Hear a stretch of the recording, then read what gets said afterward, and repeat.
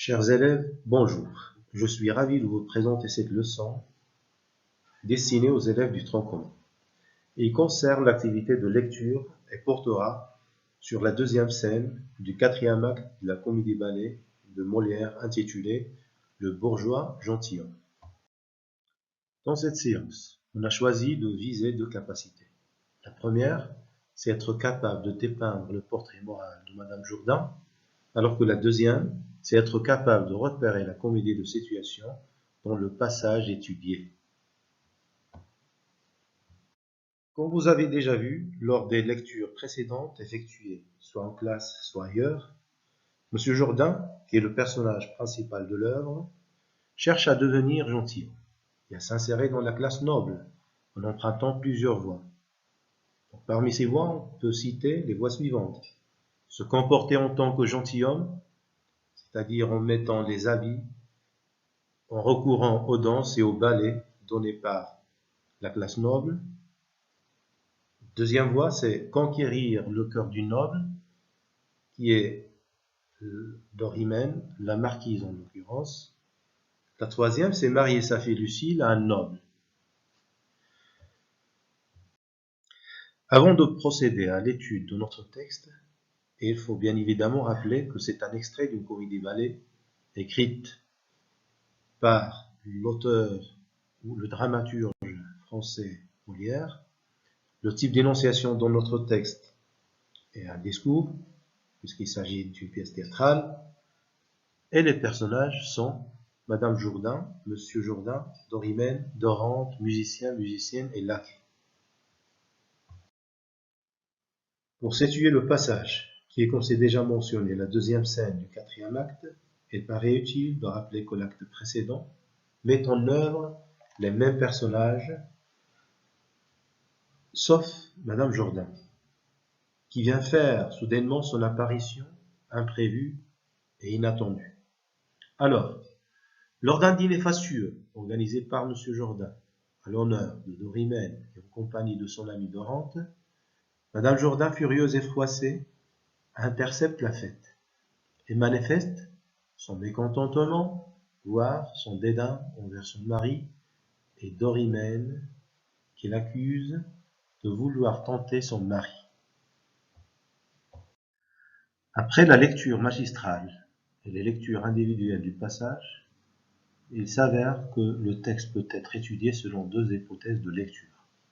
La première, c'est le portrait moral de Madame Jourdain, alors que la deuxième est une comédie de situation englobée dans notre scène. Nous arrivons maintenant à l'analyse des axes. Et on commence bien sûr par le premier axe qui est le portrait moral de Madame Jourdain. D'après notre lecture, il s'avère que Madame Jourdain est franche, c'est-à-dire qu'elle dit ce qu'elle a dans le cœur, ce qu'elle pense, sans réserve. Elle est indignée contre l'infidélité de son mari.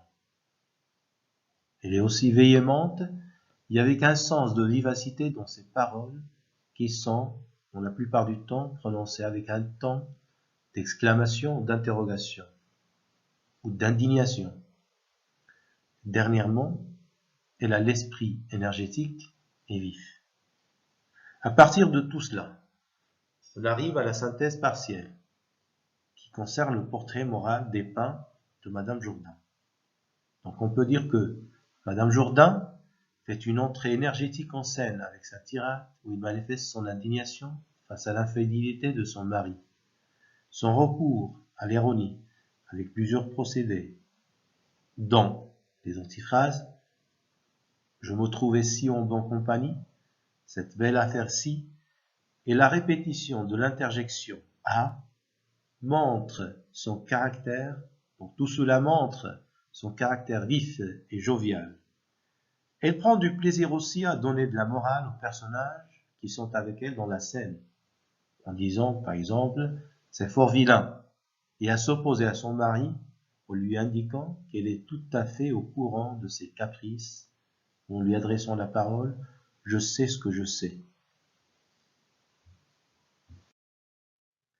Pour ce qui est du deuxième axe, qui est la comédie de situation, il convient tout d'abord de rappeler que la comédie de situation est une des 4 sources de comique. Elle est la plus populaire au théâtre. Elle consiste à ce qu'un personnage se retrouve dans une situation ridicule, souvent provoquée par l'arrivée d'un nouveau personnage, ce qui provoque spontanément le rire du public, soit le spectateur, soit le lecteur. Dans notre passage, c'est M. Jourdain qui a préparé le festin, à l'honneur bien sûr de Dorimène, et ceci dans un but. Pourquoi? Parce qu'il veut conquérir le cœur de la marquise Dorimène par la flatterie et les dépenses excessives, par les cadeaux, par les fêtes, et ainsi de suite. Mais la présence et l'arrivée de Madame Jourdain déçoit son mari et anéantit ses plans. C'est alors que M. Jourdain, ainsi que Dorante son ami, s'efforcent à convaincre Madame Jourdain que la fête a été organisée par ce dernier, c'est-à-dire Dorante, et que M. Jourdain n'a fait que prêter sa maison pour organiser cette fête. Alors, on peut dire que M. Jourdain, qui courtise Dorimène pour ravir son cœur et la charmer, ne sait pas que Dorante, son ami, a les mêmes intentions que lui. La seule différence existant entre les deux est que Dorante use de la ruse et profite de la naïveté de M. Jourdain, qui l'aide à son insu pour atteindre ses fins. Ceci constitue la comédie de situation dans cette scène, car, au lieu que M. Jourdain manifeste son amour et sa passion à Dorimène, il donne l'opportunité, bien sûr à son insu comme c'est déjà cité, à son concurrent pour le faire. D'après tout ce qui précède, on peut dire que dans cette scène, l'auteur met l'accent sur l'aspect vif et franc de Madame Jourdain, qui affronte son mari, et le ridiculise devant ses hôtes qui sont Dorimène et Dorante. Ce dernier, M. Jourdain, poussé par son désir démesuré d'intégrer la place noble, et qui est évidemment marqué par la naïveté, constitue un personnage ridicule qui se fait exploiter et par conséquent déclenche le rire du public.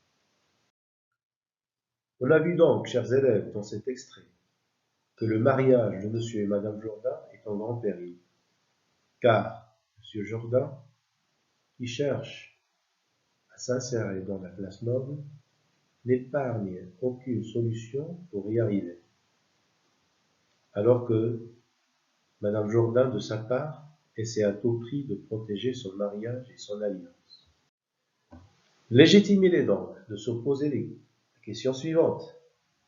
Est-ce que M. Jourdain aboutira à sa fin et arrivera enfin à ravir le cœur de Dorimène, ou c'est plutôt Mme Jourdain qui va l'emporter en protégeant son mariage? Pour répondre à ces interrogations et connaître la suite des événements, je vous invite, chers élèves, à lire les prochaines scènes et le prochain acte. Enfin, je vous souhaite bonne continuation et merci pour votre attention, chers élèves.